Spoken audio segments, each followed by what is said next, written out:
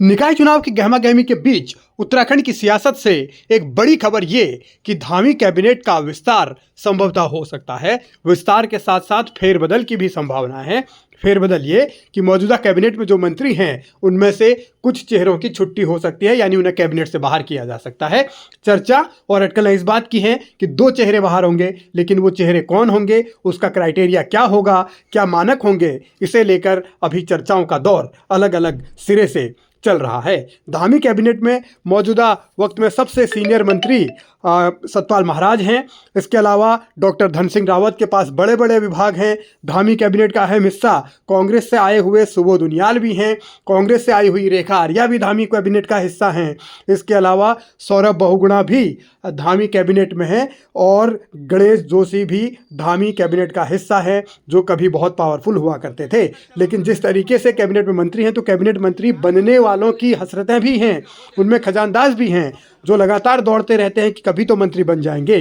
तो ये अलग अलग नेताओं की अलग अलग हसरतें हैं। अब सवाल ये है कि कैबिनेट का विस्तार जब होगा वो निकाय चुनाव के बाद ही प्रस्तावित है। हालांकि तारीख अभी तय नहीं, लेकिन सवाल इस बात को लेकर उठने लगे हैं कि धामी कैबिनेट का अगर विस्तार होगा तो कौन कौन रहेगा और कौन कौन उसमें चला जाएगा उससे। तो इन पहलुओं को लेकर निकाय चुनाव के बीच इस तरीके की खबरों का आना एक संकेत ये भी है कि विधायकों को ये कहा जा रहा है, ये संदेश दिया जा रहा है कि आप लगिए चुनाव में, अपने अपने निकायों में पार्टी को जिताइए, हो सकता है उसका इनाम मिल जाए। हालांकि इसी तरीके का दबाव संगठनात्मक तौर पर भी बनाया गया है। संगठन की ओर से भी बहुत सारे नेताओं का जो बागी हो गए थे उनका नाम वापस कराया गया और लॉलीपॉप के तौर पर बातें कही जा रही है। संविधान में व्यवस्था है और जिसकी सदस्यता होगी पार्टी के अंदर, वो भी पार्टी को अगर वो नामांकन वापस नहीं लेते हैं और पार्टी के सक्रिय सदस्य हैं तो उनको भी 6 वर्ष के लिए निष्कासित करना हमारी मजबूरी होगी।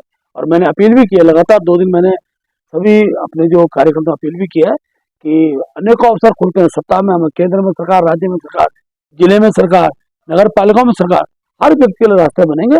इसलिए पार्टी विरोध में किसी व्यक्ति को जाना उचित नहीं है, नहीं जाना चाहिए।